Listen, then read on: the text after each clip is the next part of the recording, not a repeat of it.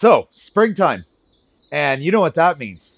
It's time for us woodworkers to start making some of these spring projects that everybody loves. Now, for this project, I'm going to be using a bunch of the scraps that I had laying around in my shop that I didn't know what to do with. The first ones are these really thin cherry strips. I don't really know what to use these for. They were cut-offs from a piece that I made a while back, but I didn't want to get rid of them, as most times we don't. So we're going to use these for the project. We're going to use a couple of other things as well. So I have this great big chunk of pine that we're going to be using for this project. But unfortunately, that pine is not enough. So the piece that came off of, we're also going to rip some chunks from. And that is this great big piece of pine right here. Outside of that, we're also going to use some 1/4 inch thick plywood material as well. And if you're wondering what we're building, check this thing out. This thing is absolutely amazing. Now, the tools we're going to use for this project, we're going to be using a table saw, a miter saw, a bandsaw, and a sander. Now, I'm going to use the bandsaw to rip these down to thinner pieces. But if you don't have a bandsaw and you can get material that might be 3/4 or 1 inch thick, then that is perfect. You will be able to skip that entire step. So for our first step, we're going to take this big chunk of pine and we're going to cut it down to 12 inches. Now I'm just going to run it through the planer to get a couple flat sides on it. I've set the thickness for my board to be about 1 inch on the bandsaw. Now we're going to get it flat again to about 7/8 of an inch. What we're doing here is laminating these pieces together in order to form the front, the back, and the sides of our birdhouse. So I'm going to laminate these in pairs, but clamp them all together. And I'm not going to use any dowels to reinforce it because we really don't need that much strength for it. Now we're going to square up the edges of our remaining boards. We're going to get these all laminated together in order to form the base. For the walls and the base of our bird feeder, we had to laminate a bunch of pieces of pine together. So those are sitting and drying. And so while those are drying, we're going to start prepping the roof. So 2 of these pieces are going to be for the front and the back, and the other sets are going to be the sides. The front and the back, we need to cut our pitch on. So to keep it simple, we're going to do a 45-degree angle. And the nice part about laminating pieces together is we've got our center mark because of the same dimensions. So you can do this while it's drying or when it comes out. Simply put a combination square right up to that mark in the center. Draw a line this way. And we can do the exact same thing over here on this side. Now, once we've done that, we're going to want to measure this. So we're going to put our tape at the 1 inch mark. And we are 5 1/4 and should be also 5 1/4. Bang on. So our roof, we want it to actually go beyond that. And we're going to say probably by an inch. So we're going to take our 1/4 inch plywood and we're going to cut some of it at 7 1/4 inches this way. And then we are going to be about 7.5 inches square. So because we're going to be 7.5 inches square, we're also going to go about an inch over the front and the back as well. So at 7.5, that's going to put us at 9.5 inches. Now we're going to take our strips, and these are 23 inches long. We're going to cut them directly at 11.5 inches. So they are exactly the same. We're going to do that with our miter saw. We're going to end up trimming these down anyways.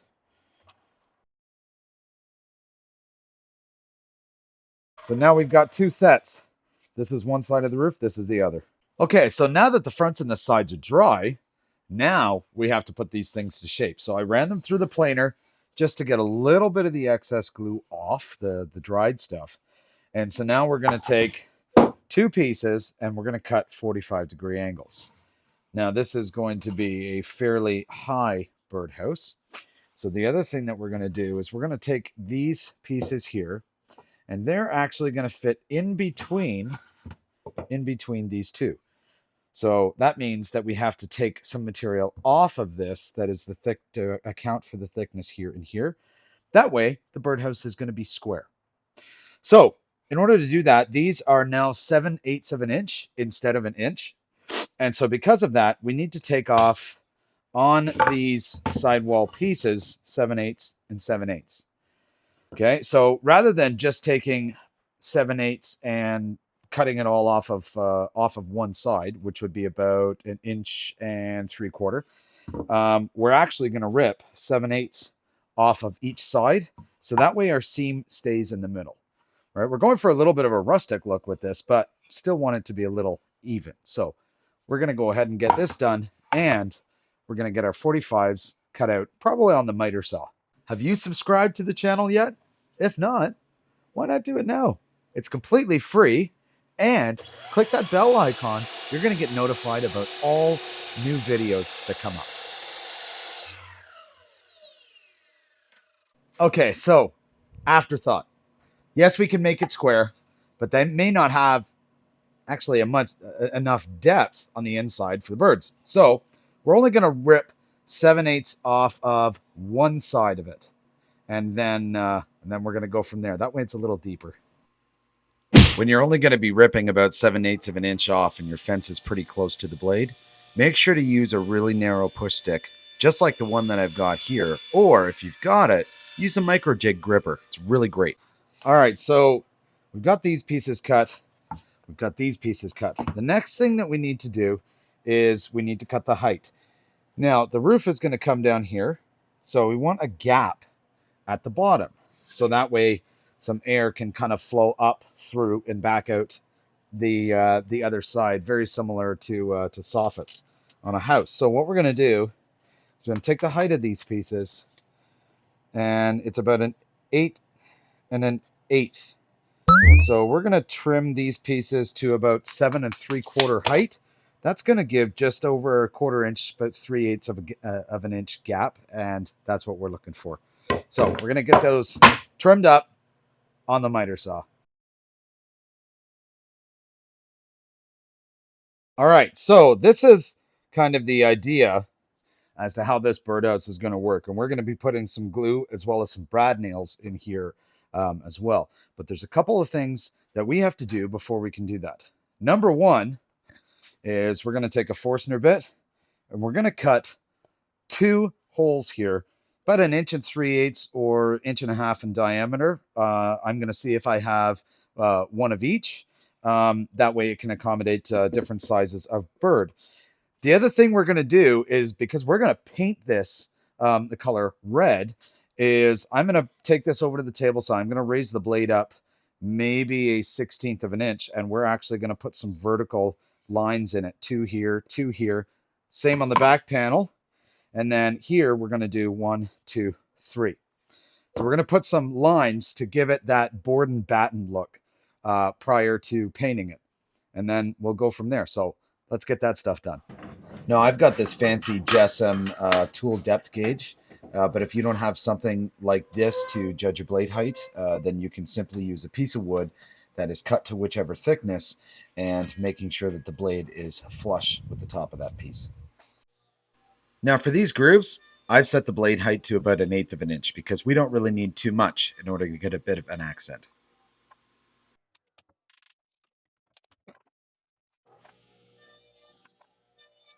All right, now you got to admit that actually looks pretty cool. Don't worry about pencil marks or whatnot. We're going to be painting it, so it doesn't matter. We're not even going to be sanding it down that much. Now what we need to do is we need to use our Forstner bits, and we're going to put a couple of holes here. So I'm going to put a bit of a bigger hole at the top. So that's going to be 1.5 inch diameter. That 1.5 inch, that's for birds like blue jays and some others. And then I'm going to put 1 3/8 inches down at the bottom. I'm going to put the smaller one at the bottom in hopes that the squirrels aren't going to get in, because they're going to be able to reach this one. And we'll put the one that's a little bit larger at the top. So got our holes are punched, or our holes are marked 2.5 inches up from the bottom, and then 8 inches up from the bottom. And that we know center is right in the middle of that groove. And even though the tooth from the Forstner bit's going to fit right in that groove, we're going to punch this anyways, just to make sure we get it exactly where we want. So a couple of tips for you with the drill press when you're doing this. First of all, put a piece underneath so that way you don't blow out the bottom of the piece you're actually working on. And next, I use multiple passes up and down.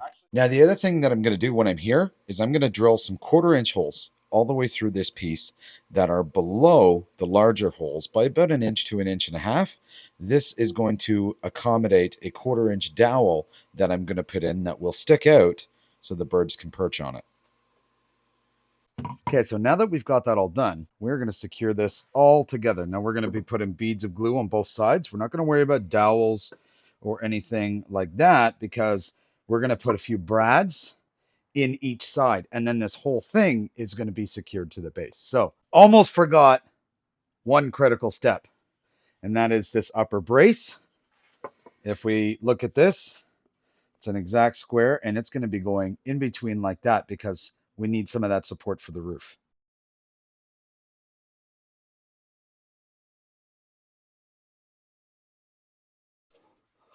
All right, we are getting there. Now we got to put in our top piece. Now, let's get the base. All right, so for our base, we're going to be doing about 13 inches square. But because I laminated a bunch of pieces together that weren't the same length intentionally, and use my crosscut sled here to get them all squared up. This is the one part I love about having a crosscut sled because it is much easier to set up repeated cuts. So if you haven't seen my build on this, I'll put the video up here so you can go and check it out.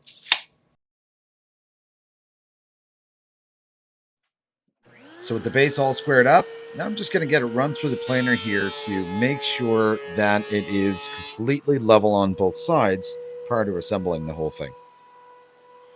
So before we go any further in securing this to the base or whatnot, we've got our entire actual house done. So before dowels, before any of that stuff, I've given it a little bit of a light sand. And now we're going to go ahead and paint it. I'm using this Rust-Oleum Painter's Touch. It's called a Colonial Red in a satin finish. We're going to put a clear coat on it. That'll give it a bit more of a shine as well. So we're going to go ahead and get this painted first before we do anything else.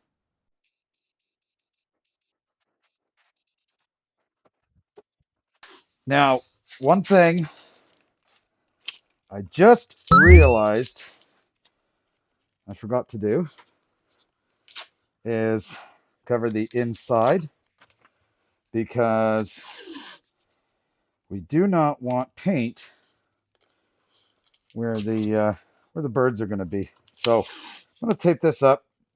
There's a little bit in there at the top.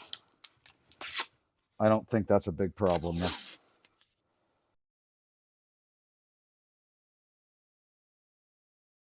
Okay, so our birdhouse is mostly dry, and this is looking pretty sweet. So the other thing that I've gone ahead and done, I took some 1/4 inch doweling, 2.5 inches long, 7/8 into here to leave a little bit out, and I've put that in with some glue. So right now, those are setting.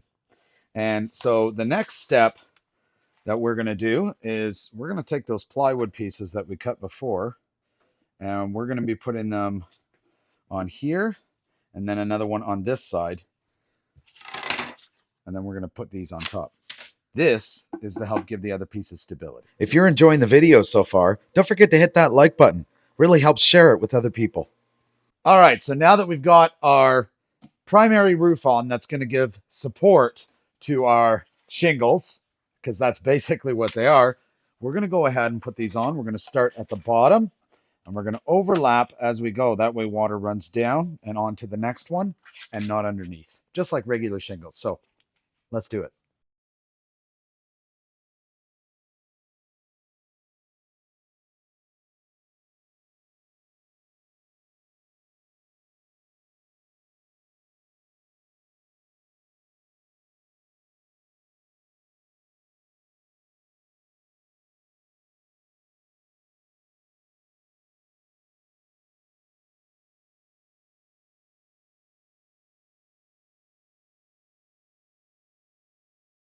Okay, so you got to admit that this is starting to look pretty cool. I'm getting really excited about this one. Okay, so we're making headway with this project, and I'm doing some little things here and there, and I want to show you what they are.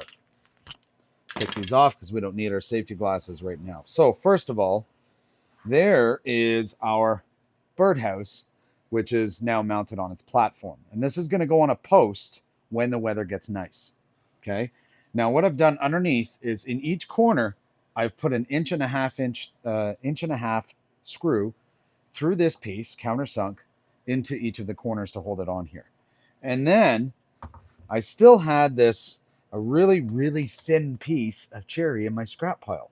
So I decided to take some of the scrap pine cutoffs that I had and made a little stand here. And if you look at it, this is going to be a lean-to on the outside. So this is just for purely for decoration. Now, I want to put some stuff in the lean-to. I don't want to leave it empty. So what I've done is taken a bunch of the small cutoffs that I use as shims, and I'm actually gluing them together. They're not even or anything. There's a rough side on them, and the reason for that is I'm going to glue these just for looks inside the lean-to to make it look like stacked rough cut lumber. I think it's pretty cool, and given this is a woodworking channel, I mean that makes sense. So I've got two stacks of those, and I've got, in the event that I decide to, I've got a whole bunch more of these really thin strips. So I may actually do some more of those. The other thing I'm doing is I had a bunch of little pieces of doweling left. So I took this doweling and we're going to turn this into little logs that can stack up beside the lumber. And what I'm doing with these, so these are just a maple dowel, but you don't want it looking perfect because then it won't really represent a log. So all I've been doing is taking my my little 5-ounce hammer and just going like this, just to dent them. And then what I'm going to do is I'm going to coat the outside. I'm going to rub it with some dark walnut stain just on the outsides. I'm going to try and avoid doing the ends. That way they stay whiter to represent more of a log look. So these are all rough now, and there's pieces sticking out. I've even taken some of the 1/4 inch stuff that I had left over from these, and I've even actually split the end on it again to represent a log. So this one's a little bit longer because it's going to go on the inside right up against those posts to hold it on there. So I'm going to go ahead and I'm going to start getting some more of these things all banged up, which is really fun if you want to take your aggression out on something. I'm going to start getting a whole bunch more of these things done. And I think I am probably going to slice this up also. And then we're going to start putting this stuff in the lean-to. Okay, so while all of that's drying, the next thing we're going to do is take some of this pine. Again, this is that big block just ripped down to really thin strips, about 3/16 to 1/4 of an inch thick. We're going to rip this into a bunch of 1/2 inch pieces anyway. So we're going to do 1, 2, 3, 4 1/2 inch pieces.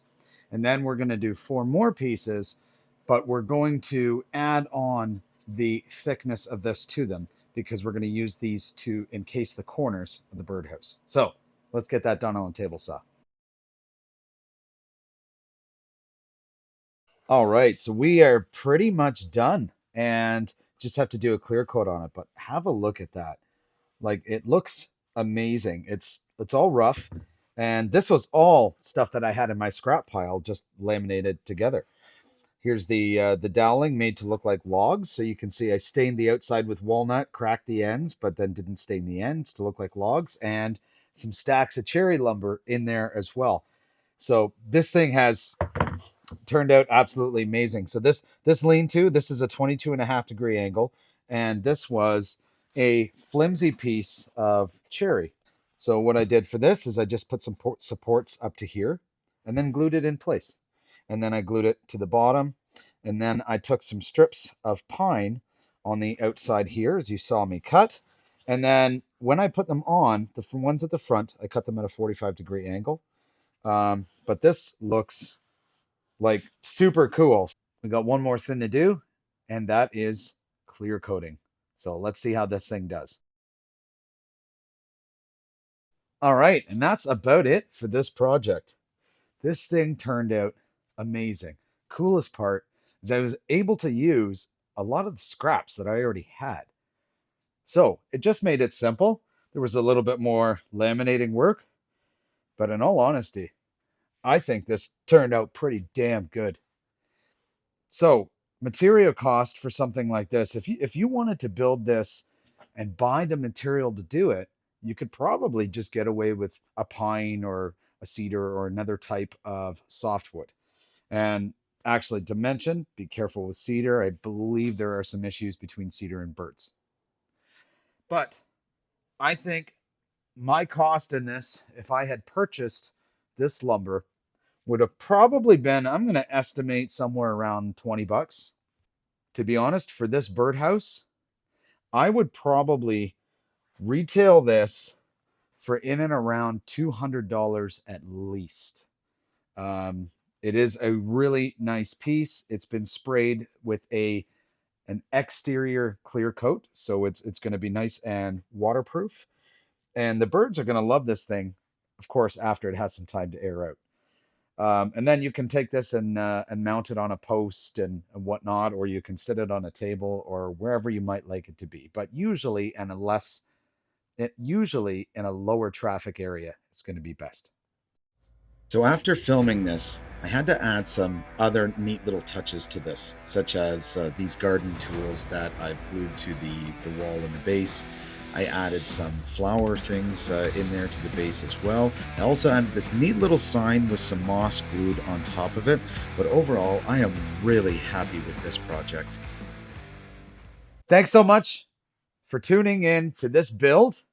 This has been a big one and kind of spur of the moment, but I used a lot of the scraps that I had, which was the goal of doing this video. So I'm pretty happy with that. Don't forget to like the video and subscribe to the channel if you haven't already. It doesn't cost you anything.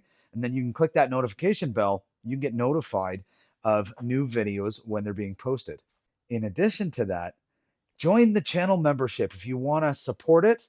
There's 3 different tiers of memberships there. There's some exclusive content, and with some of the members, I will share some plans for certain things like laser engraving files and that sort of stuff. Until next time, happy cutting.